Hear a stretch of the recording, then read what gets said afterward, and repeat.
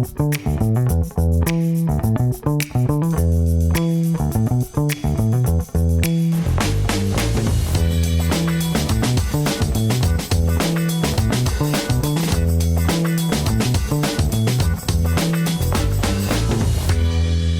guys, welcome back to the Think and Nick podcast. I'm your host Nick Daniels, joined by Nicola Tyler. Nicola, how are we doing today? Very well, thank you.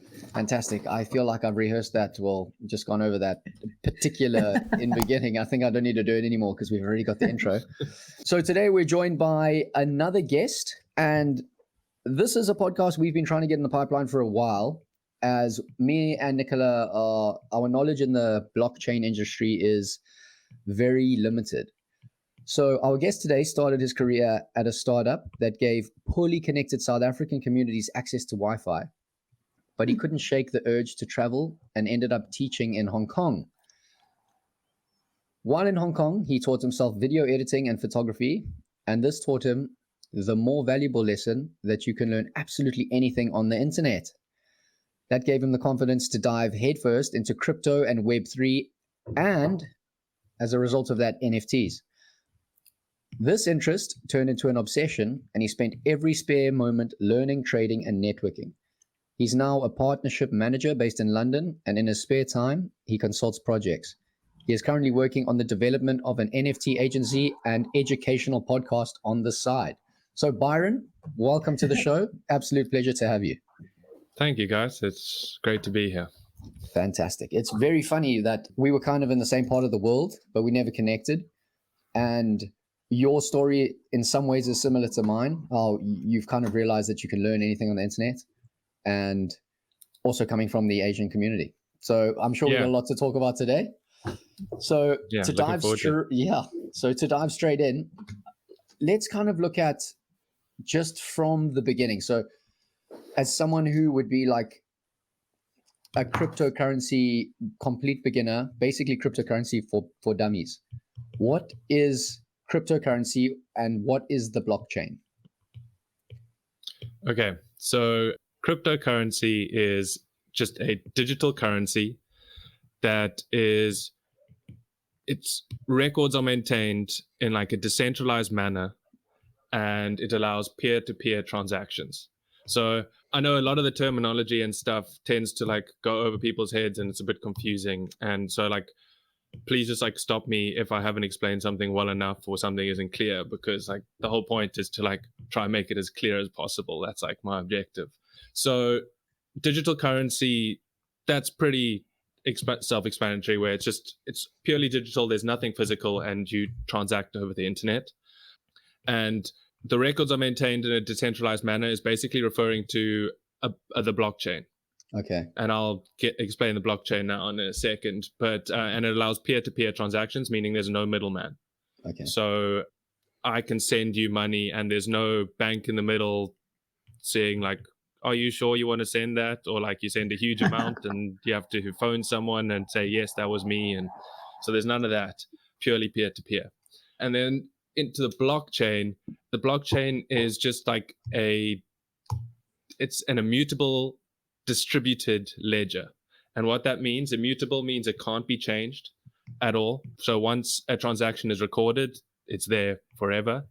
And distributed refers to it is shared by many computers all over. That's what supports the network. And so that's also what gives it security. And the ledger, meaning like an accounting ledger, like we learned at school, it's just a record of all these transactions. And why it's called a blockchain is because a block is a certain amount of transactions. And so once it reaches the number of transactions for that block, it is then chained to the next block. That's purely why it's called that. So it seems like a more confusing term than it actually is, but it's purely just a block of transactions chained to the next one, and anyone can go back throughout the history of all transactions on any blockchain and view them if they want to. Does that make sense? Yeah, no, that's honestly that is Bitcoin for dummies. That is great. That honestly made me understand the blockchain a lot. I mean, I've been waiting for so long to just understand the concept, but can you just explain to the listeners, what does decentralized mean? Decentralized basically means that there's no central controlling party. So we have banks for a lot of our transactions. For insurance payments, we have insurance companies. To buy a house, we have to go through brokers and a whole lot of people. There's a lot of things in the middle, or industries and people and platforms in between us to transact. Any type of transaction, there's usually some sort of middleman. And so decentralized basically takes out the middleman, and the platform and the infrastructure is supported by many computers, giving it that decentralized form. I see. And those computers can be anywhere in the world? Yes. And so I'm sure you've heard of Bitcoin miners. Those guys basically support and run the network. They are all over the world maintaining the network. And so you can't have one bad actor hacking the network because because of its decentralized manner. I see. I see. So just off the top of my head, just thinking about what you said, can you have new people coming in to maintain that at all times? So when I think of something that's decentralized, I think of like an operating system that I used to use in prep school when it just came out, called Linux, and it's open source, which means that anyone can edit, add, they can code, they can, whatever, if it's whatever software anyone can do it. Is it the same sort of concept with Bitcoin? Yes. So each network is run and maintained in a different way. Bitcoin uses a method called proof of work, where the computers maintaining the network have to compete for transactions. So in theory, yes, anyone can join and start competing to secure the network and get the fees for maintaining the network and securing it. But it's a very expensive process. So in theory, yes, anyone can join. But at the moment, there's a lot of computing power supporting it. And so, yeah, you need a lot of money to get involved, but you could. Okay, cool. Epic. Thank you for that. So for all the viewers, you guys will see that we've actually included something that's pretty new and pretty cool in the podcast today. And Nicola has got out her whiteboard. She's very good at drawing visual graphics. So if you're listening on Spotify, I highly recommend you switch over to YouTube right now. As Nicola, what are your thoughts on Bitcoin and kind of what Byron has said so far? So I like, Byron, your description of how it's an immutable distributed ledger. And I think the thing that there's no middleman, so there's no governing body to approve or authorize or sanction the transaction. Yes. So when you say peer-to-peer, it could be from me to you, but it could also be business to business, or it could be me to a business. Peer-to-peer isn't necessarily a body to a body. It could be an entity to an entity. Yes. It just means there's no one in the middle checking those transactions. And then, so there's two sides to the coin, because then you are fully responsible for your transactions. There's no customer support if you send it to the wrong person. Yeah, so it's like there's an upside and there's a downside. Yes. Right? So if you think of peer-to-peer. Yeah, but people would say that it's only upside, but we're so used to the banking system and having customer support and not being held accountable for a mistake or someone stealing our money. And so it seems like a downside, but if we want complete control over our money, then it's all upside, if you get what I'm saying. Yeah. For sure. But basically, I mean, just expand on that, because there is a point at which people, through uncertainty, don't venture into this world. You have ultimate control, but ultimate control is also a responsibility. Yes. So what are you responsible for? Yes, you're fully responsible. And that's, I suppose, one of the barriers to entry, because that thought alone is quite a scary one, because we never have been fully responsible for our money. And so in theory, the idea is great because there's no one to answer to. I'm not sure if you've seen any of these videos going around where you can't even walk into a bank today and say you have $500,000 in the bank, you can't pull that out instantly. No. So in theory, it's your money, but you don't have access to all of it all the time. And so the blockchain allows that. But at the same time, people like the security and the customer support, and because but it's what we're used to. So I believe that we can learn to get there one day, but it is going to take some time because of just how scary the thought is. That's one. And there's a lot of infrastructure and ease of use issues that are scary to people. We're sending it to addresses that are just long numbers, and so you have to copy and paste, because if you tried to type it out, you would mess up and send it to someone that doesn't exist or the wrong address. So yeah, it's still in the nascent stages, and everyone's still learning and growing, and there's a whole lot of infrastructure that still needs to be built in order for mass adoption to happen. Yeah. So just touching on two things there. The first one is basically the transactions. Like, I remember Bitcoin blowing off. It's obviously been around for a while now, but I remember when I was, if you like, just before the laggards, I jumped on, just before it peaked. And I remember like trying to get into this thing. And just like you said, the wallet, the actual Bitcoin wallet, is to send money in. It just doesn't feel safe, because it's just like a bar of code. And you're like, well, I'm going to send, I don't know, let's just say 10 grand, for example, which is a lot of money to a lot of people. Do you know what I mean? Like, especially for me at the time, I was like, well, but for example, if you're sending 10 grand, like, it just doesn't seem trustworthy, because it's, like you said, it's not what we used to. The other thing I wanted to touch on is, for this episode, is basically Bitcoin for Dummies, and people love a user interface.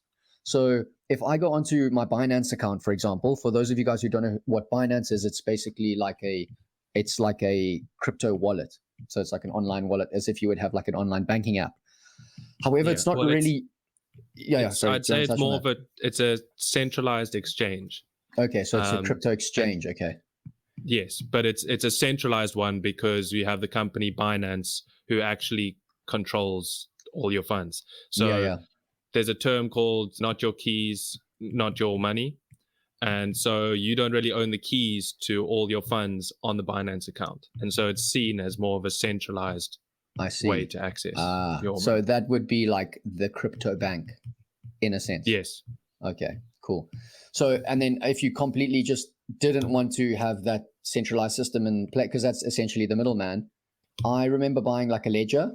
Do you know what a ledger is? Obviously, Yes. It's like a USB. It looks like a USB hard drive for the listeners. And basically, you can actually export or store your Bitcoin on a ledger, and then like unplug the USB from your laptop, and it's on your ledger. So literally, you have the Bitcoin, I don't know, under your bed on a USB drive. And I'm serious, and no one can touch it, because it's out of the network. It's on your ledger, and you have it like on a device. Am I correct in saying that, Byron? Yes. I definitely recommend anyone who wants to invest a sizable amount of money into this, that they do get a ledger or one of the hardware wallets, because it's just that extra layer of protection, and it basically protects you from yourself. It then confirms whether you want to make that transaction on top of the normal way you do it. So it just adds a layer in to make sure that everything is legit. You're not sending money to the wrong person, and also it stores it offline, so no one has access to it if there were to be a hack or anything like that. Okay, that's pretty. So cool. Hang on, let's stay there, because now we've gone from. So basically, this money, well, it's a currency. We're calling it a currency. These digits don't exist. Except physically exist. They virtually exist. And we've got our head around a block of transactions chained together. That's the blockchain. And you spoke about miners. I think we should go back there. And then you spoke about upsides and downsides, where you're saying it's more upside than downside, but we're so used to banking that we aren't used to this sort of virtual world. But and then you've spoken about Binance being the middleman. It's the equivalent of a bank. And now you're speaking about a ledger. So the ledger. The ledger is the name It's of a just company. Oh, The ledger is okay. just so yeah. I did refer to a ledger previously, which was the blockchain, which is just a record of transactions, that type of Yes. ledger in like accounting Okay. terms. Yeah. And now what Nick brought up is called a hardware wallet, and a company that makes those hardware wallets is called a ledger. I mean, it's called Ledger. That's the name of the company. Okay. Yeah. So it's just a Yes. brand basically Yes. of a hardware wallet. Yes. Okay. Cool. Got Awesome. it. So now you've bought a hardware wallet. It could be Ledger or it could be someone else. And Yes. you said you put your money on a USB and stick it under the mattress. Literally, I'm not joking. Like, I believe you. But now what happens if the mattress burns down or you lose your Ledger? I've lost lots of USBs over the years. So, similar to an online wallet or a hot wallet, you would have a 12-word or 24-word key phrase that gives you access to that wallet. So if you were to lose your computer or use that ledger, you could then set up a new ledger if you have those phrases or keywords that would give you access to your new wallet with all existing funds.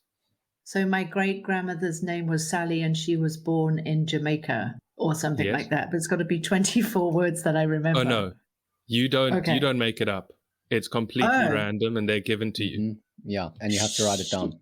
And you if you write lose it down, that password, you shouldn't store it online. That's another security tip, because that makes you vulnerable to a hack. If someone can, access your Google Drive or cloud storage or anything like that. So you have to go old school and write it down on a piece of paper. And guys with huge amounts of money in their or on their ledger wallets will have their seed phrase, those 24 words, engraved on pieces of metal, on like 3 separate pieces of metal, and have them in 3 different locations around the world. That's crazy. That's well, I'd imagine that's how tip. you'd protect your money, right? So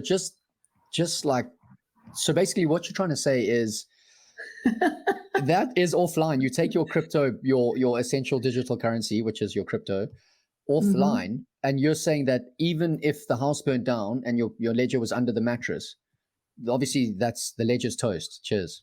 And we're talking about a ledger as in a hardware wallet now. You're saying that there's actually a way that you can retrieve those funds even if the house burns down and your ledger goes with it. Yes, if you have your seed phrase. So my question is, so what's the point in even having it if your money is still going to be online? Well, it's not online. You would just basically spin up that wallet when you get a new ledger hardware wallet. And to be honest, I don't know I know what you're saying, and yeah, I'm not 100% sure how it works. Okay. Yeah. That's an interesting question, right? Like, so if you buy, I've got a ledger like at home in South Africa. I obviously don't use it because it would be with me now if I did.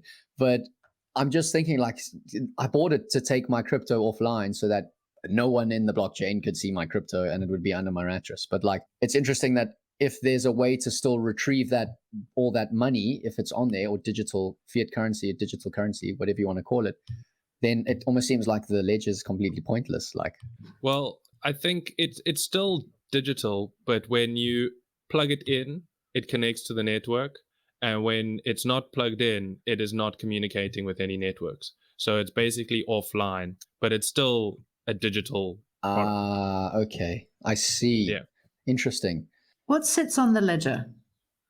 What's there? Your cryptocurrencies. So you can send whatever cryptocurrency you have and store it on that ledger. So it's like my savings book. Yes. It's like your little personal bank account that you carry around with you. That you put under the mattress and hope the house doesn't burn down, basically. So I think we're getting somewhere. So let's just get my head around this. So I buy crypto. Let's not say Bitcoin because everyone says Bitcoin. Give me another one. Ethereum. It's basically. Well, Ethereum. Well, we can get into that, but the currency is called Ether. Ether. That would be the stock the stock code, if you like. If you've ever seen like a stock market or a stock code, Yeah. Ether would be the name that you would see on the stock, for example. Yeah. Would be ETH, So I'm going to buy ETH. Yeah, ETH. No That's R. it. ETH. Yeah. No, ETH. yeah. Yeah, Like just that. ETH. Yeah, that's it. So this is great because what I wanted to dive into now is basically I was going to ask the question, just what is Bitcoin? Like when people hear about digital currencies, all they hear about is Bitcoin, right? Yeah. And they're like, oh, and Bitcoin's through the roof, and Bitcoin's dropped. It was 50 grand and now it's 30 grand in 2 weeks, and the market's fluctuating because of Bitcoin.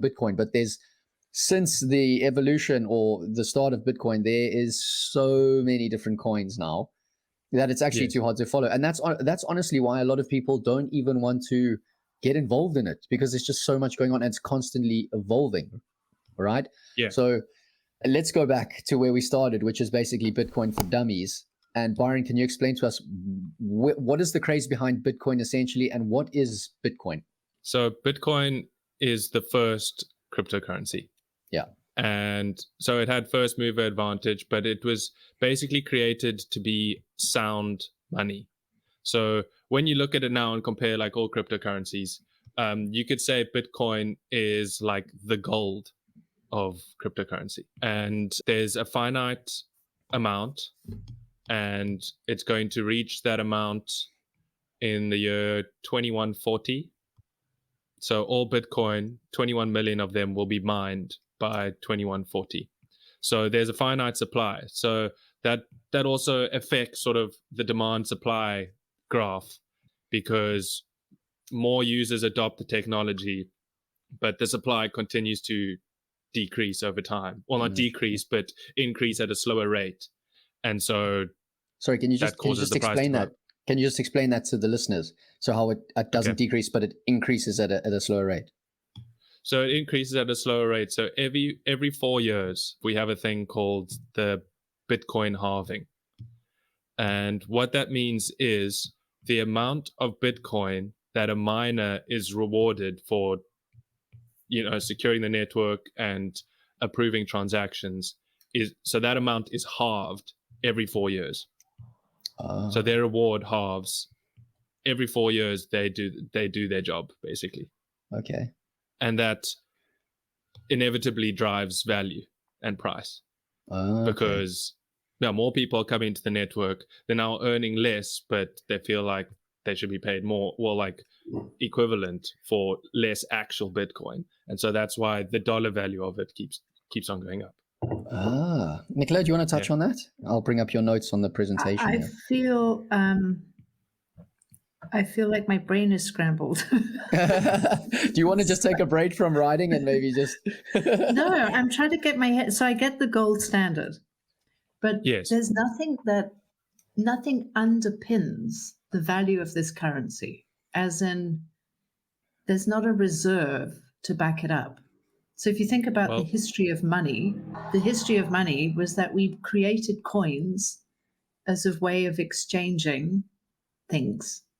It was a form of exchange, and they were first put into sort of gold and silver because that's what we were exchanging, right? Yes, that's a very interesting point, and I'm actually very glad you raised that point, because yes, currency and the dollar and the pound used to be backed by gold, and that's what gave it value, because gold is just seen as valuable.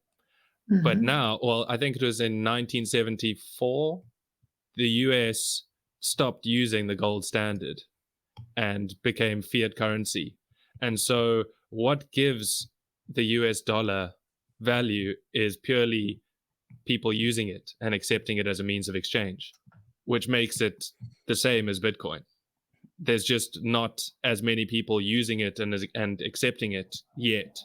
But that's the only differentiating factor, is that governments recognize it as recognize the dollar as a currency and as value.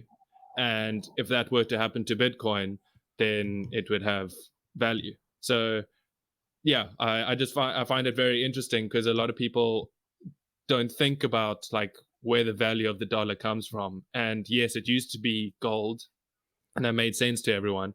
but not many people now think deeper as to why the dollar has value, and it's purely because we say it does. Yeah, that is So the only reason the dollar has value today is because people use it. Yeah, pretty much. Yeah. And when you say a fiat currency, what's a fiat currency? A fiat is an Italian car. It's a car, yeah, Yeah. 500. The fiat currency is the term used for the modern currency, which is not backed by gold, basically. Ah, okay, cool. But you just said that the dollar is not backed by gold either anymore. So would that be a fiat Yes. currency as well? Yeah, all currencies are now fiat currencies. Ah, that's so interesting. You know what would be So is- really So Sorry. is Bitcoin. Sorry.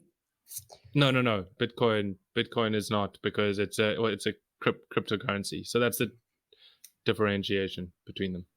But it's also not backed by gold. No, it's not backed by gold, but because it's purely digital, we don't normally refer to it as a fiat currency. Because so this fiat is currency printed. can be broken up into, I think, what are the three? Oh, let me think back to economics class. The three different types of money. It's like bonds, cash, and Paper. I can't remember. Yeah, so there's fiat currency can be broken into three different parts. Okay, so Byron, we touched on basically like if you have your wallet address, and people are like a bit unsure about Bitcoin at the moment because of like it's not user friendly, and they see all these numbers and they get scared. So a lot of people are asking the question, which I'm going to ask now, is how safe is cryptocurrency? How safe is cryptocurrency is like an interesting question, because the dangers are more because of like volatility, lack of regulation, and possible scams. But none of those are actual security risks about the currency itself or the network. It's all very secure. And like I send my brother a coin called USDT, which is basically just the equivalent of a US dollar. If I have to send him money, like when I was in Hong Kong, it's very difficult. Well, you don't want to deal with banks, so it take long, and you got to exchange it and all that. And so I just send him USDT and it gets there instantly. And it's very secure, except because the volatility is due to lack of people using it, which we were speaking about previously with what gives it value. And so that's why it's so volatile. It's just purely like numbers, and lack of regulation. It's like we're unsure of where it's going to go, what the governments are going to do, how they are going to regulate it, those type of things. And then scams, you're basically a danger to yourself, like we're talking at the beginning, like we were speaking about at the beginning, because it's all these numbers and it's not that user friendly yet. There's a very high chance that you may send it to someone else, or the wrong person, or you may click on a link that drains your wallet. So there's a lot of education that needs to go into this. Yeah, it's a combination, I'd say, of education and ease of use in order for mass adoption to occur, because we are a danger to ourselves at the moment with how it's almost unuser friendly it is. It's almost like you just said, if you click one button, you drain your wallet. That's terrifying if all your funds are in one wallet. You know what I mean? It's almost like, I don't know, you can answer this, but it's almost like you need a fail safe. So like an undo button. Have you ever done something on, like, for example, on Gmail? If you delete an email, it pops up in the corner and you can quickly undo it. Like you got 10 seconds to do that. What is the status on that in the blockchain system? Well, because once a transaction has gone through, it has gone through. There's no take back. So that's the thing. But they are on the Chrome extension wallet that is like most commonly used, called MetaMask. They are improving the questions they ask before going through with the transaction. So it's sort of like an "Are you sure?" Like, is this wallet address 100% correct? And then if it looks a bit dodgy, or like people have reported that this wallet is scamming people, they'll add like an extra layer being like in red, saying like, be careful, this has been reported. So yeah, there's a lot of things being put in place prior to the transaction, but once the transaction has gone through, it's gone through. Yeah, I was about to say it's very proactive, to be fair. But yeah, once it's gone, it's gone. Sorry, Nicola. Yeah.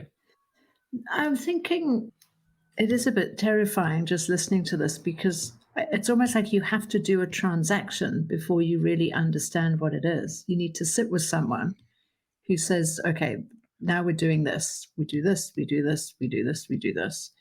So if I've got this, I'm online, I'm just trying to imagine it. And if I want to trade, not trade, but own Bitcoin, what are the steps? So if it's Bitcoin for Dummies, step one is I get a computer. I need to be online. Or a phone. Yeah, or a phone. Yeah. Either way, yeah. And at the moment, although it isn't completely decentralized, I'd say to just go on an exchange. What's an exchange? So an exchange is where you can buy multiple coins, multiple cryptocurrencies, and it's basically centralized in one place. And yeah, it's a lot easier. They normally do KYC for security purposes, which is know your customer, similar to banking and all of that, where they'll have a form of identification on file with your photo, that type of thing. And so give me an example of an exchange. Binance. What we spoke about earlier. Coinbase. Okay. Yeah, Binance. Coinbase is one. Yeah. What's Kraken. Luno? Yeah, Luno is an exchange that's more South African focused because they accept rands. Yes, but Luno is an exchange too. And then I would open an account. Yes, you'd register, set it up, and do the whole KYC process. Yeah, verification, all that.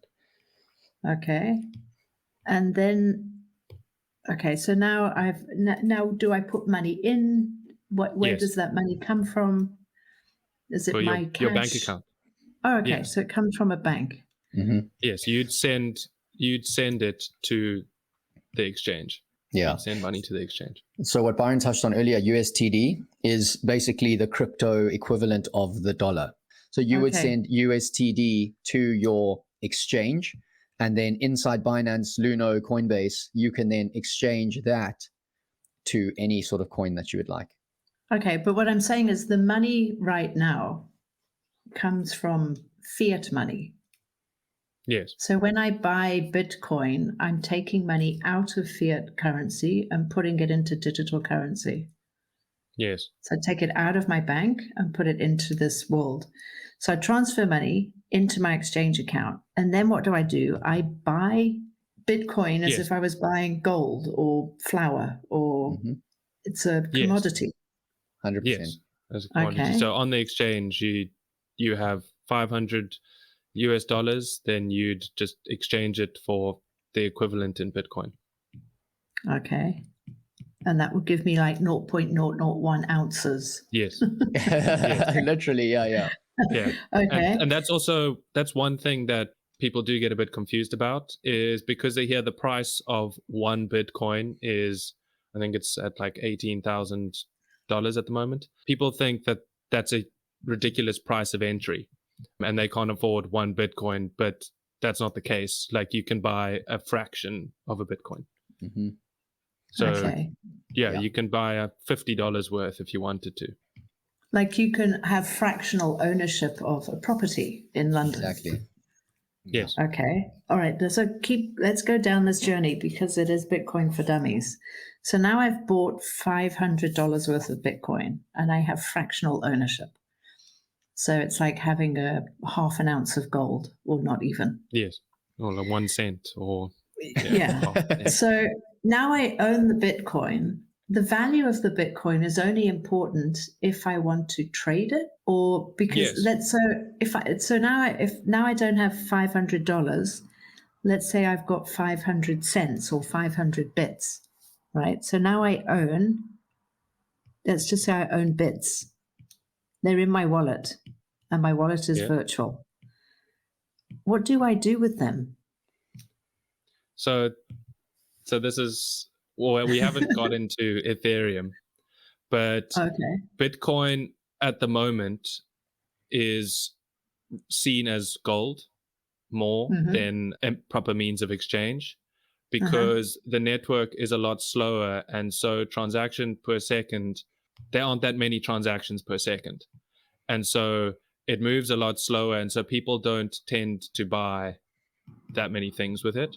It's rather just Ah, an asset it's an class asset. seen as an investment, and it's buy okay. and Got it. hold. But Aha. this may be getting a bit complicated, but they are developing something called a layer 2, called the Lightning Network, which groups together a whole lot of transactions. So they go through a lot faster, and then they record them on the blockchain in bundles in order to speed up the network. And once that's fully up and running, then we may see more companies and things accepting Bitcoin as a means of exchange. But at the moment, it's more a buy and hold strategy for Bitcoin. Okay, so actually the all of the value of Bitcoin becomes important because it's about an asset class. Yes. Okay, but I can't use it. So I can take my $500 to Pick and Pay and do stuff with it. I can exchange. And there's a convenience, or I don't even have to go to the shop now, it comes to me. But in this world, I can't really transact with Bitcoin because not many people accept it. Yes, but it's some same as gold. You can't really Get it? go to Pick and Mhm. Pay But with the can I just nuggets of touch on gold that? and- So it's interesting that you say that. I have a mate, another friend who's big into the crypto space, like huge. And he was telling me that now you can get a Visa type card, piece of plastic card, like you would have for your bank account. And it's connected to the exchange, and you can pay on that card as if you would pay for any normal transaction. Have you heard of this before? Yes. Yeah. So can you touch on that a bit? What is that? So they just convert your cryptocurrency into whatever Dollar currency or pound, in that whatever it country. is. Yeah. Yes. And a lot of Okay. these cards require you to stake their currency. So, and then you get certain levels of cards, and they're similar to a credit card where if you pay X amount per month or you have X amount in your bank account, you get certain rewards, access to lounges and all that type of thing. So the way these work is there's another exchange called crypto.com, for example, and they have levels to their cards. There's like green, like a jade green, a red one, a blue one, a black one. Okay. And they have their own coin called CRO. And you need to stake, which means like lock up X amount of their CRO in order to get whatever level of credit card. And obviously, the more perks, the more you have to stake, is basically how these credit cards work. And then it's a Visa card. And so you decide on the app which currency you want to spend, and it'll convert that currency into the US dollar or the pound when you're at a restaurant or anything like that. Okay, interesting. Nicola, what are your thoughts on that? I mean, if cryptocurrency is becoming it's going in the process of becoming the norm, right? And now you can get a card where it's becoming user-friendly, basically what we spoke about earlier. So basically, like, now you can have a card and you don't even have to worry about converting your Bitcoin into dollar or Bitcoin into pound. You can use it as like a Visa card, which I think is awesome, because for people like me, Bitcoin for Dummies or crypto for dummies, that's exactly what you want if you want to get into the crypto market, right? Nicola, what do you think? Yeah. Well, if we go back to what Byron said at the beginning, a lot of this is about adoption. So the volatility is about actually people using Bitcoin like they use dollars. So I think what I'm hearing is there's a migration, perhaps generational initially, but that will become more comfortable for people over time. So there's a migration to move away from fiat currency, which is, in very simple terms, printed money, into digital currency, which is sort of categorized as blockchain. But until companies, organizations, or businesses accept digital currency as a form of tender, legal tender, which is where governments will get involved, the adoption will be restricted to enthusiasts and investors and risk takers. So this card conversion thing, I would imagine, is critical for adoption, because without that, there's no means with which you can transact. So I'm quite interested in, you talk about, I think you said you send your brother USDT. Yes. So just explain that transaction, because you're saying he's got the money immediately, but you're basically, are you buying dollars and sending him dollars? And this USDT is just an intermediary? What? I'm trying to figure out And what does he do when he gets it? I mean, why send him money if you can't spend it? So, okay, there's a lot to unpack there. We haven't gone over what Ethereum is. Okay.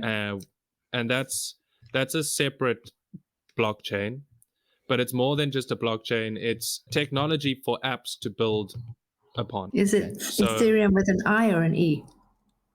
E, that's correct. Okay, cool. It's a technology for apps to build on top of it. So a lot of these cryptocurrencies that we hear of are built on top of Ethereum. So they have a token standard, which is called ERC20. And most cryptocurrencies are ERC20. And there's a few other blockchains which are similar to Ethereum, which basically do the same thing. And they're all competing for market share and differ in transaction prices and things like that. But most people exchange on Ethereum by buying and selling things, a lot of NFTs. What is Ethereum? Ethereum is what? It's a technology that enables people to build apps on top of it. Applications. So what differentiates that from Bitcoin then? Because Ethereum is a coin essentially, right? Yeah, but it's a tech platform for people to build on top of, which Bitcoin isn't. And so I'm not sure if you've heard of smart contract capabilities. Yeah. And a smart contract is basically a contract where you can code certain parameters into it. And if that criteria is met, then funds come in, funds go out, a transaction happens. So this is where a lot of the middleman starts to vanish, is like through smart contracts. With your question about USDT, USDT is one of the tokens built on top of Ethereum. And what enables them to peg to the dollar is that they supposedly have the dollar equivalent. So it's a 1-for-1 exchange in assets. There's been some controversy around whether that claim is true or not, but that's not the point. So they have assets worth, you can go on to a platform to check all the prices of cryptocurrencies, and you can see how much in US dollar terms USDT has, how much it has in assets, and that's their market capitalization. And then for sure there's that peg. So you can transfer 500 USDT is the exact same as transferring 500 US dollars, but I can transfer it over the blockchain to my brother's wallet, so it gets there instantly. I'm not talking to banks or anything like that. And then my brother can put that in an exchange and then take it out into his normal fiat currency. It's just a way of getting it there easier. And also people touch on the fees of cryptocurrency and how there's basically no fee, right? Transaction fee. Yes, although in Ethereum, the fees, when there's a lot of people on the network, can get quite high. Oh, really? Like a normal bank? Would it be like a normal bank sort of fees? Like higher than a normal bank. Oh, wow. Okay. When they were in the NFT sort of bull run, you would sometimes pay, if a lot of people were trying to buy a particular project at the same time, you could pay up to $100 for a transaction. Sure. Why would you, so who's making money out of this? The miners. Okay, so Ethereum used to be proof of work, which is what Bitcoin still is, where computers are running difficult equations over and over again, and whoever completes it gets to run that block, and they get the fees for running those transactions through the blockchain. And that's what Ethereum used to be like. And so you pay these miners a network fee. So each transaction you pay for, and the miners get a cut of it. And that's sort of how it's run. That's like the decentralized manner. So you pay for these computers to run the network. Let me, don't forget we're dummies, okay? And I feel like a proper one right now. I'm like, whoa. I think we need to do a few of these. We need to. I was about to say, I might have to cut this one in two. Let's go back to the miners. So when I was a kid, miners were dirty people that went underground. and Yes. came up sooty. So they're not dirty people. It was a dirty job. So these are a miner is not a person. It's a computer. Yes. Okay. But someone's programming that computer to do something. Yes. Okay. And, so hold on. It's just so there is a person here. There's a body. Okay. And the Yes. body programs a computer. So it's a programmer. Okay. Yes. And they instruct a box, a computer, to do a calculation.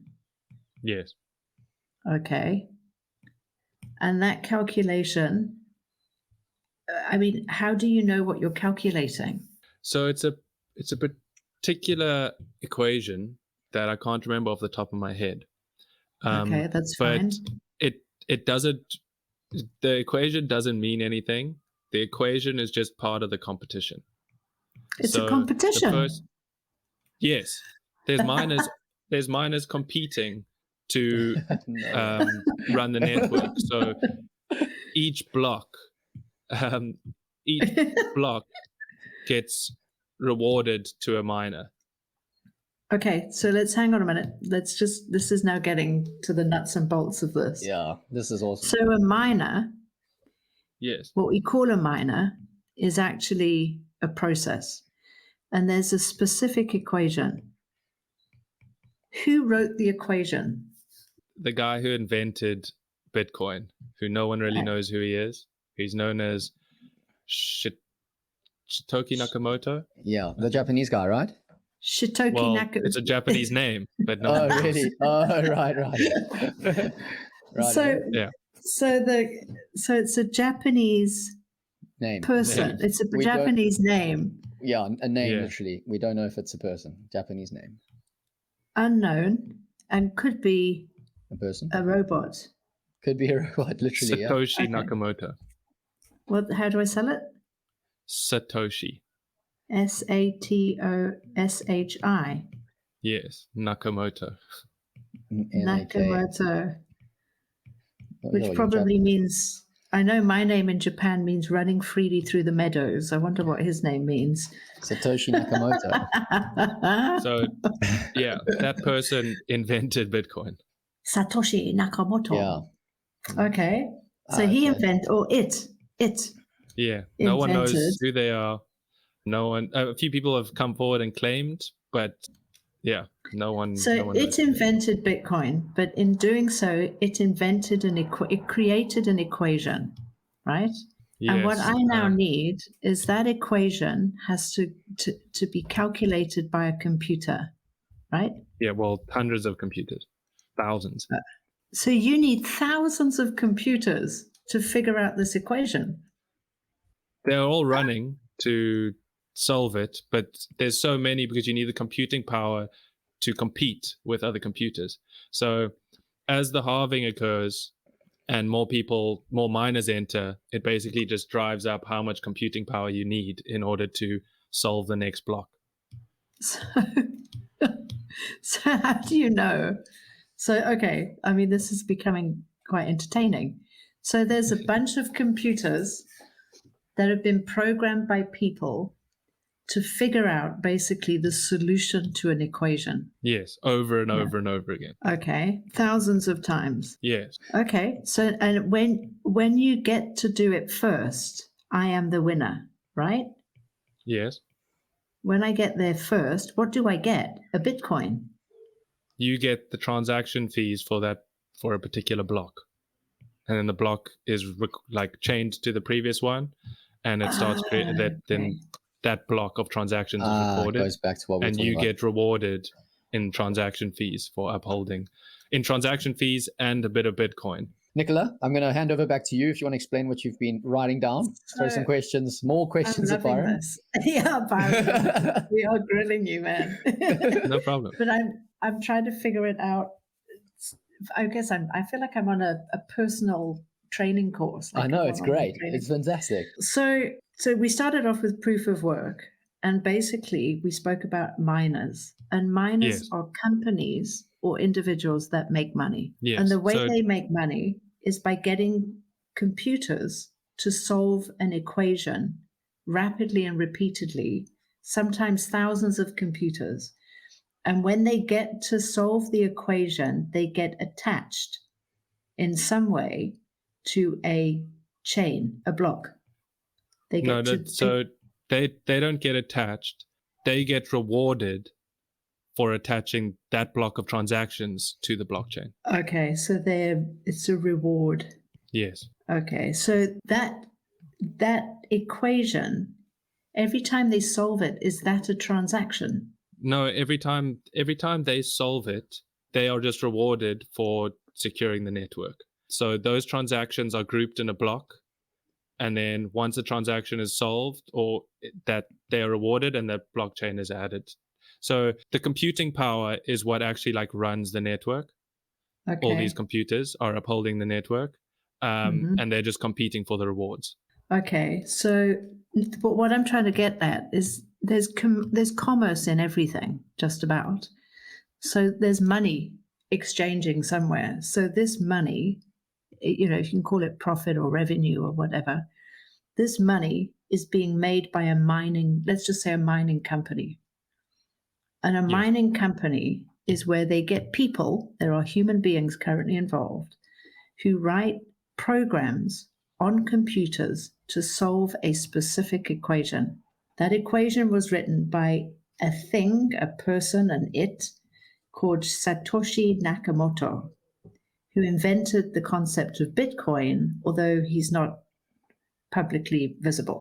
If you get your computer to solve that equation before another, your reward is a set of transactions in a block. No, your reward are the transaction fees paid. Transaction fees. Okay, so who pays those transaction fees? Anyone. If I send money to you, I would pay a transaction fee. Yeah. Okay, and how much is it? It depends on how congested the network is, and you get told up front, and you can decide whether you want to accept the transaction or not. But it's not a fixed fee. Yeah, fluctuates. But I mean, as a percentage. At the moment, because there's not much activity on Ethereum, I'd say to send Ethereum to another wallet, it would cost about 50 cents US dollars, 20 to 50 cents. So I just want to say something quickly for the listeners on Spotify or Google Podcasts or iTunes, wherever you guys are tuning in. We don't want to lose you too much. I think you should definitely hop over to YouTube, because Nicola has got a great like visual presentation of what Byron is talking about, and it's really helping me understand like how exactly what he's talking about and how the blockchain is working. So I just thought I'd let you guys know that if we are losing you, definitely hop over to YouTube to check that out. Yeah, we're losing ourselves. Yeah, literally. So hang on, I got a question now. So that 50 cents is money, or is it a bit or a coin? No, it's the equivalent of Ethereum or Bitcoin. Oh, so it's okay. Yeah. So if I want to send you, if I want to send you $50 in the equivalent of Bitcoin, so we'd say $50 in Bitcoin, but it's like Bitcoin 0.00 whatever it is. I'd pay a little bit extra than that $50. If I want the $50 to land in that other wallet, I'd pay a little bit extra than that $50 for the transaction fee. Okay. Cool. And then, so these companies, mining companies, are getting these transaction fees over here. Yes, they get transaction fees and some Bitcoin, whatever's allocated for that Bitcoin halving. And I'm not too sure what the number is. But for example, you could say there's 500 Bitcoin are going to be produced in these 4 years. Then that'll be divided up over the 4 years, and that'll be part of the reward to the miners. Yeah, but there are people in these companies, bodies that earn salaries or get paid in some way, right? Well, they don't need that many people. You can have like one person running a warehouse of computers. It'll just be for brief maintenance. And yeah, if you Google mining warehouses or Bitcoin mining warehouses, you can see that they're just huge computers just doing their thing. Yeah, they don't need many people to run it. So a miner could be one person. Yeah, it could be one person, Okay. depending on how big it is.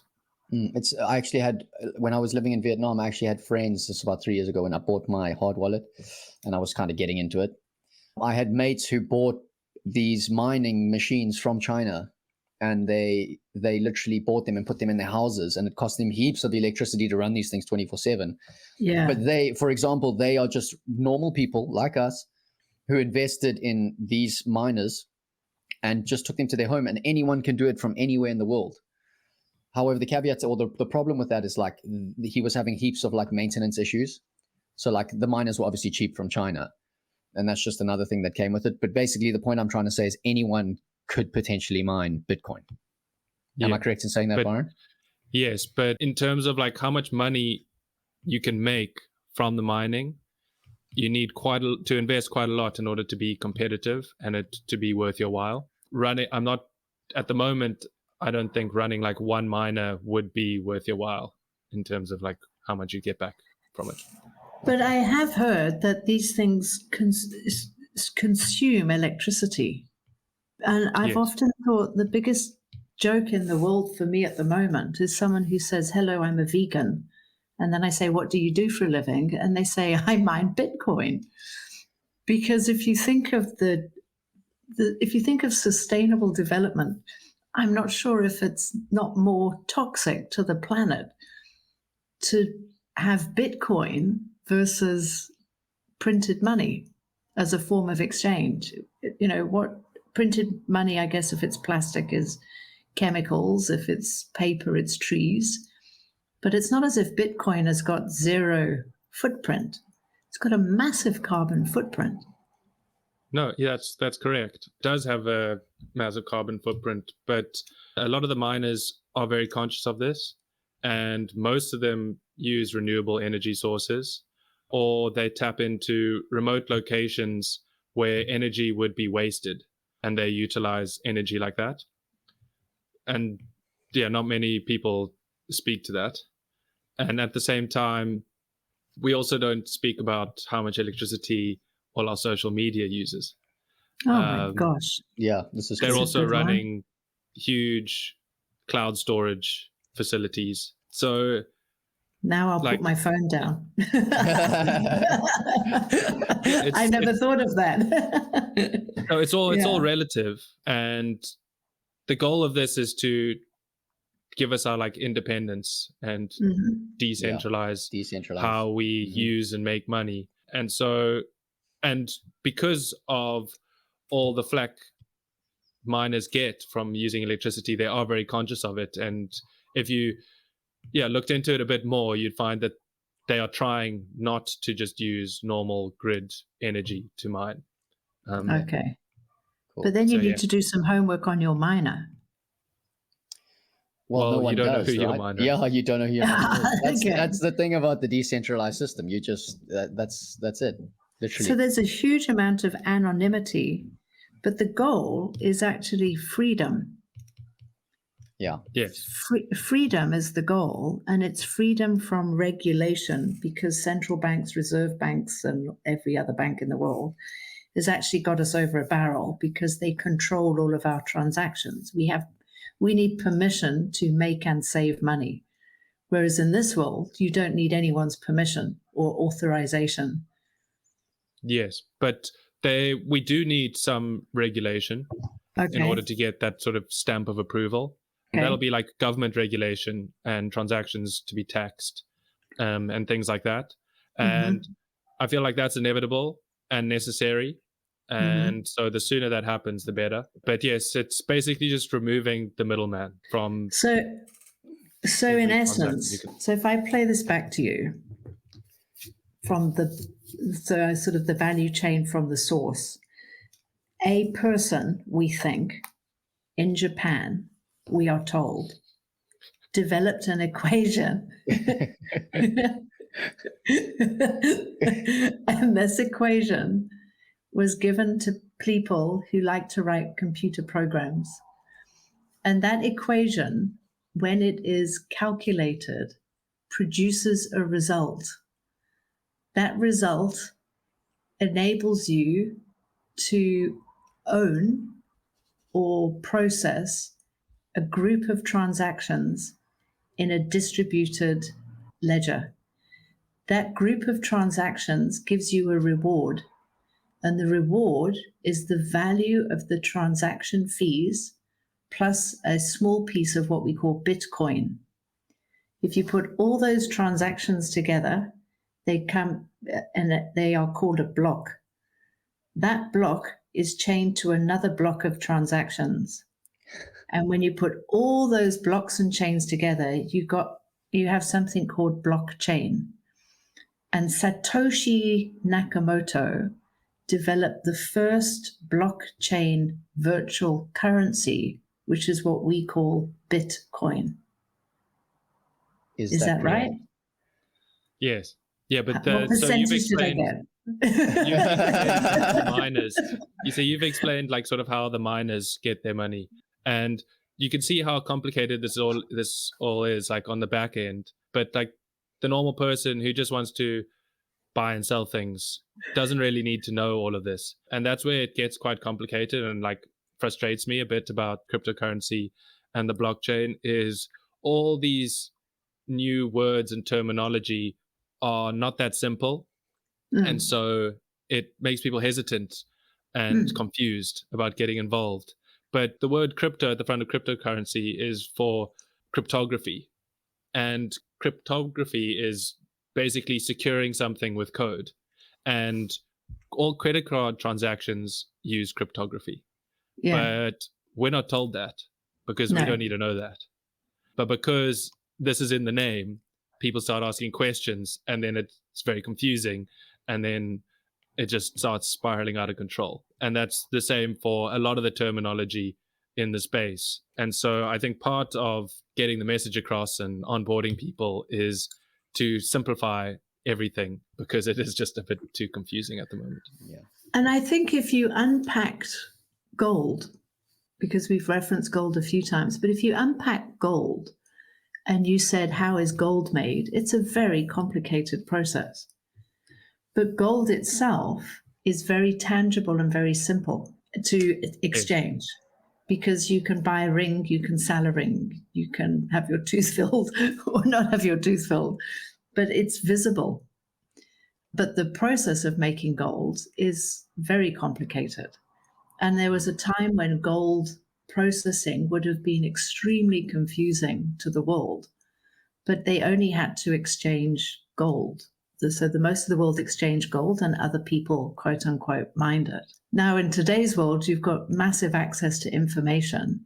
So people can learn more about how to make gold, but in this instance, it's called Bitcoin or Ethereum or something else. So I think you're right. There needs to be a simplified language. But in essence, what we're trying to get people to do is shift their perception of value away from fiat, printed money, and or gold, tangible physical assets, into something that they can no longer see. And because one of the primary senses is visual, the perception of value will always be harder until such time as people are completely comfortable that money is unseen, which to a large extent today it is with our credit cards and things like that. Yeah.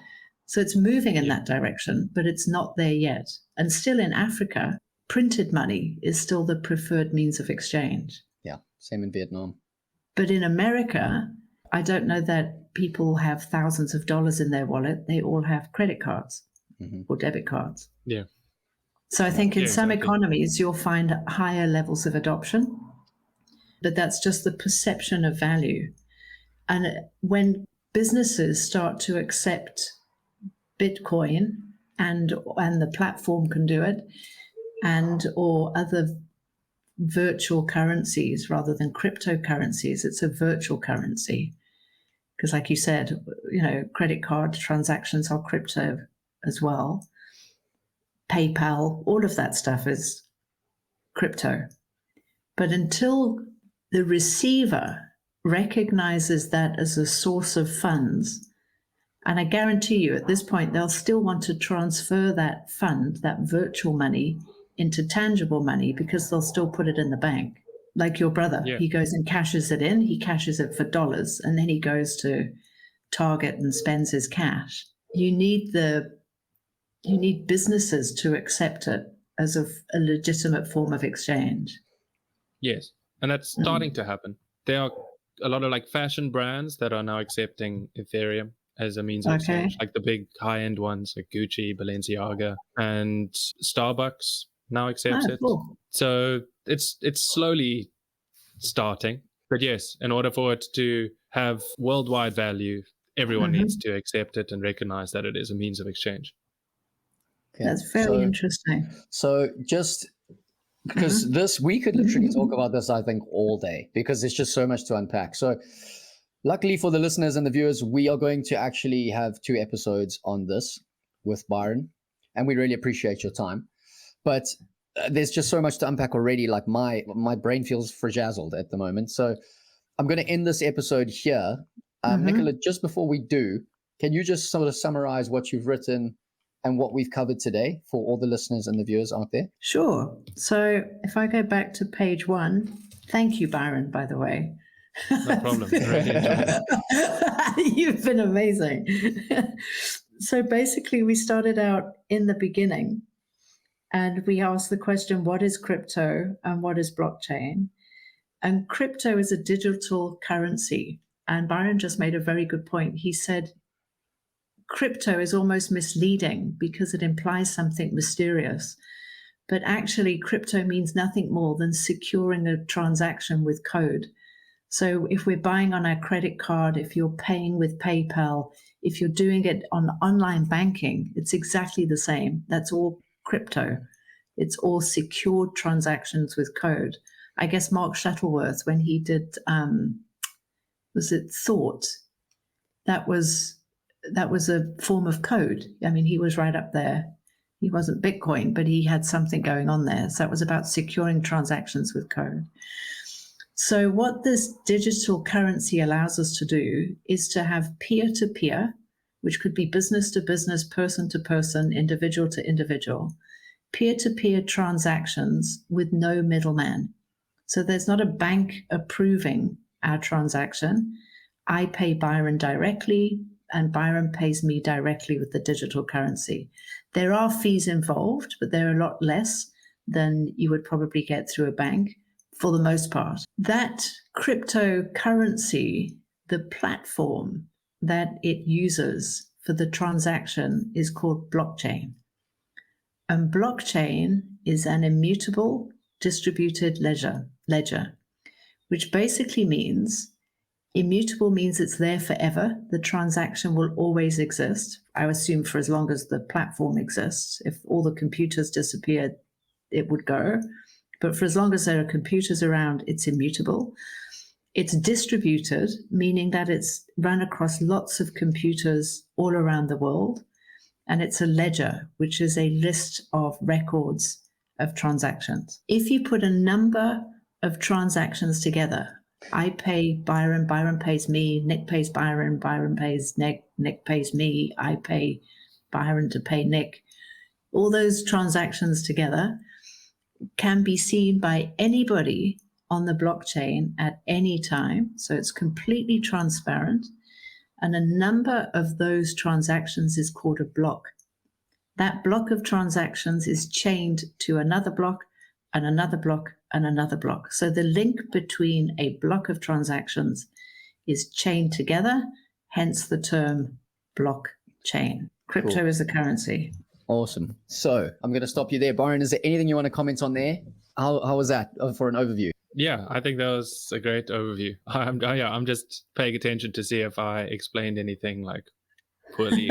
Fantastic. Okay, cool. I think that was, good. Okay, bang on. Okay, so carry on, Nicola, just to briefly summarize the rest. Cool. So the goal of having this which can be quite scary to some people, is you have the ultimate control, accountability, and responsibility of your currency, what we would typically call money. You don't have to answer to anyone. The downside is there's no security, there's no customer support, there's no deferred responsibility, and there's no physical infrastructure. So if you make a mistake, you make a mistake. You can't go, well, you have to go to yourself and have a chat with yourself, but you can't go to the bank and have a chat with them. What's emerged over time are some middlemen, the equivalent of what we might call a bank, which is not called a bank, it's called a centralized exchange. And these centralized exchange basically allow you to trade and exchange a number of different cryptocurrencies or a number of virtual currencies. There's a saying in the industry that says, if it's not your keys, it's not your money.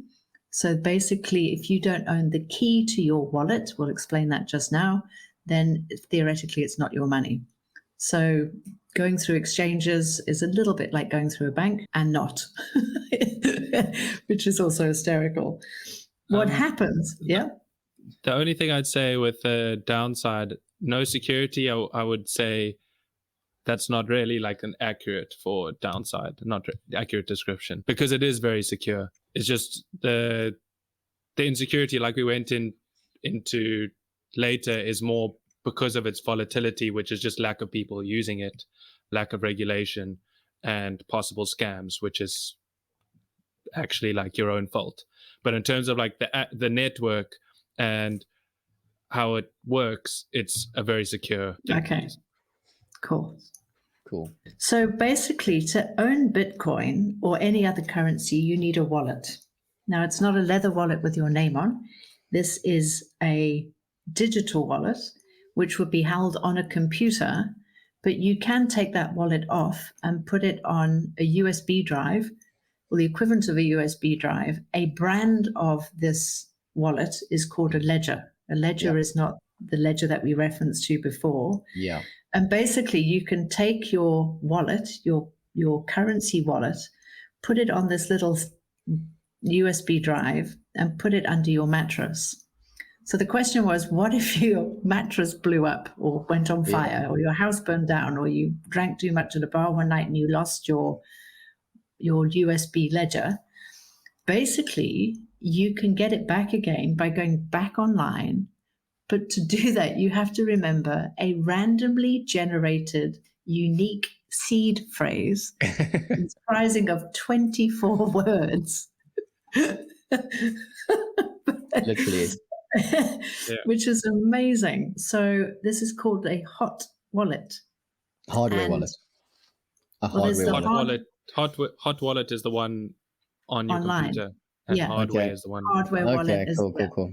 So if you want to get back onto your ledger or back onto your wallet, you have to remember your hot wallet, which you can now reactivate online, providing you know what your 24 words are, and they must never be kept on a computer. So in some instances, people have had these engraved on metal pieces in 3 different parts of the world. Literally. One in their grandmother's house. It's one worth under it. a It's worth tree. it when you have millions and millions of dollars. For sure. But it is quite funny when you think about it, even though it's in the ether, people still need, it's almost like Sanskrit. If it's that valuable, you have to sort of carve it on a camel skin and put it in an ark. Yeah. I wonder what will happen in 1,000 years when people find these sort of etched pieces of metal. It's like finding dinosaur bones. Digital dinosaur bones. Okay. So basically, this wallet is your responsibility. Mm-hmm. It's a bit of risk attached to this because you can't lose this. If you ended up with millions of dollars worth of Bitcoin and you lost your wallet, you've lost your money. And that wallet is not something you generate. Your seed phrase. Yes, your seed phrase. Yes. Gee whiz. So imagine if you got, what's that when you lose your memory as you get older? Dementia. Well, yeah. There's stories of people who bought Bitcoin way back in the day when it first started, they bought a whole lot of Bitcoin and threw their computer away, and then Bitcoin went up to $60,000. I've heard about this. And he wants to dig up the whole rubbish dump, basically. Yeah. Why wouldn't you, right? Because he's got billions of dollars worth, but the council won't let him. And so, and another guy's locked out. He can't remember his seed phrase. And so he can't get into the wallet, but there's millions on there. Yeah. So I've got a friend that was gifted a whole bunch of Bitcoins when they were like $1 and has no idea what those phrases are. No. Oh. Yeah. Anyway, let's not go there. Yeah. So then we had the conversation is what is Bitcoin and Ethereum, or what are digital currencies? So in essence, Bitcoin is almost like gold. It's the gold standard of cryptocurrency. There's a finite supply, meaning you can only generate with this particular equation, which we'll get to, we can only generate 21 million Bitcoins. And there is an estimated timeline of up until 2040. Every 4 years, it halves. So I'm not quite sure how that works, but we might do that in another session. But in essence, because it's a gold standard, you buy and hold it as an asset. It's not something you necessarily trade on a day-to-day basis. So when you think of Bitcoin, you think of it as an asset class rather than money that you would use to go and buy your groceries with currently. Ethereum might be different. Yeah. So the question was then, where did we get away from gold and what is fiat currency? And basically fiat currency is any currency that is not backed by gold. So in essence, it's printed. And that started in 1974 when the US took a decision to stop backing the dollar by the gold standard. So most currencies that we trade with today have no Federal Reserve. They are literally printed money. And the only reason that they have value is because we transact with it. And the more we transact with a particular currency, the more perceived value we think it has. But the dollar, the piece of paper, has no real physical value. It's just the perceived value of the transaction.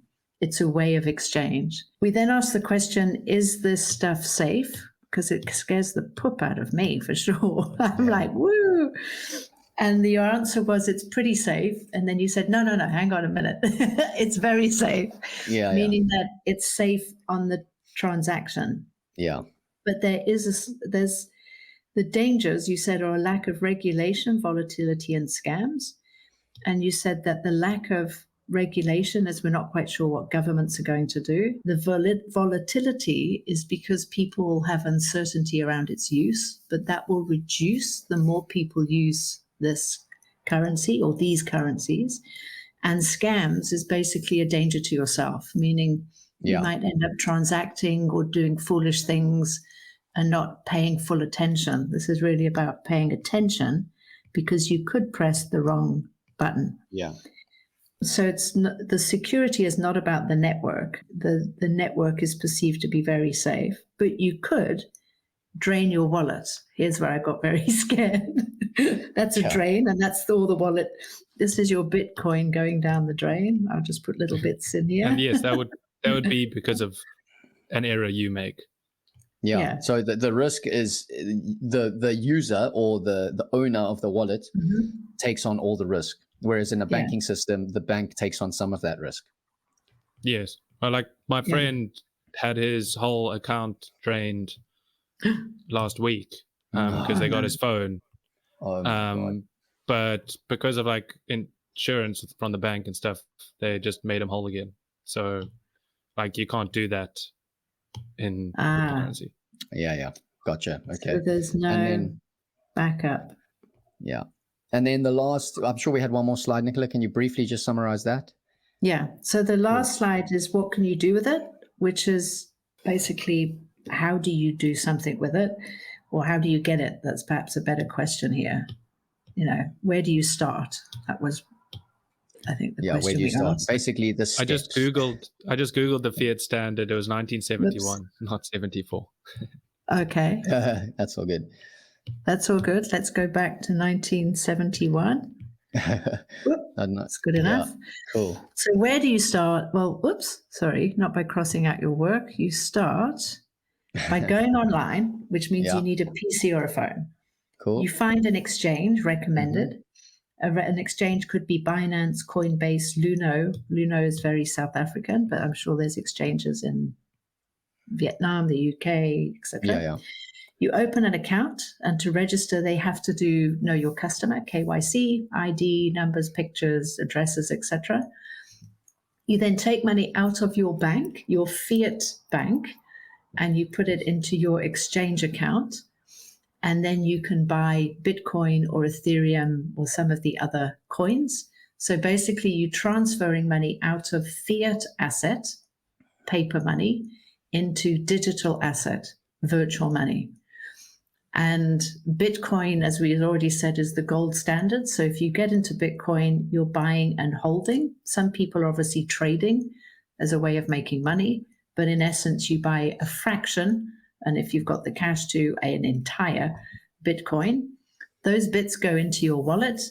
And then eventually, one day, with I think it was called the Lightning platform, they are hoping that Bitcoin will be a form of transaction. Currently, it's a bit slow to transact, but in the future, you could have a Bitcoin transaction like a Visa card, and those Visa cards already exist.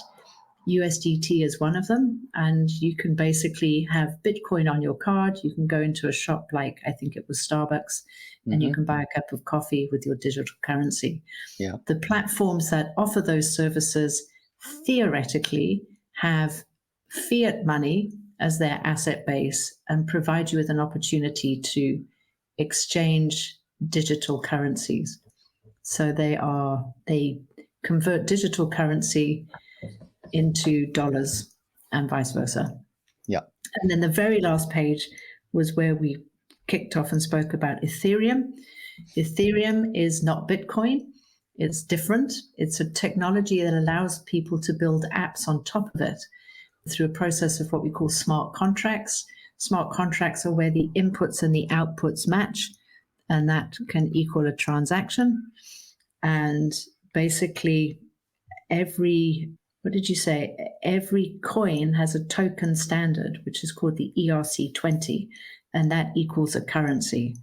So USDT is a virtual currency, but it's actually attached to dollar assets, and you can transact and send money instantly around the world for a nominal fee. Yeah. And wow. Yeah, well, we can go into more detail of smart contracts next time. We didn't really. Yeah, for sure. Yeah. Before we let Byron go, I just want to say that this is a testament to his dedication to the blockchain industry, because we have literally squeezed every single ounce of information out of him. And not only that, we have thrown every single possible question at him, and he's answered all of them immaculately. So a testament to you. Thank you so much for your time. Thank you for coming on the show. We really appreciate it. And we can't wait for episode 3. Well, NFTs. Thank you for having me, guys.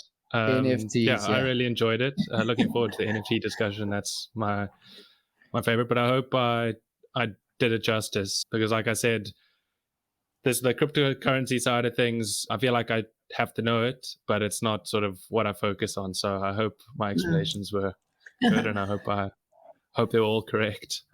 You did better than anybody else I've heard. I've had like 5 people try and explain this to me, at least. Oh. And the first guy that explained it, I was like, nah, that doesn't make sense to me. I was like, and he worked in a technology company. So I think you did brilliantly. Yeah, and I'm super excited about NFTs because I've got a passion for art. Oh, awesome. Yeah. Well, maybe we can put some of your art up. Do a little collaboration, as they say. I'll walk you through the process. It's pretty straightforward. Oh, wow. That would be amazing. Cool. Yeah. Well, take a look at the Thinking Fund, Byron. See what we're doing this year. Yeah. It's very cool. So on that note, Byron, where can people reach you if they want to reach you? At the moment, I'm mainly focused on LinkedIn. You should be able to find me on Byron Grealy on LinkedIn. And I try post 5 times a week, something about the Web3 space. something I find interesting or trying to explain a topic. So yeah, if you want to just read through some of that, go for it. Yeah, fantastic. And I highly recommend that you guys do that and follow Byron. He's got some great content coming out every day. I actually get the notifications on my phone every day, and it's great. It's great to read, dropping knowledge bombs on everyone. But again, thank you so much for your time. Nicola, thank you for your time. What a discussion, guys. What a discussion. Wow. I'm going to have to edit this and play it back 4 times just to get everything in my brain. But yeah, have a great day. Enjoy your weekend, and we will see you soon. Thanks, guys. Okay. Cheers. Cheers, Bye. guys. For more news and content about Think and Nick, go to www.thinkandnick.com or visit our Facebook or Instagram pages @Think and Nick.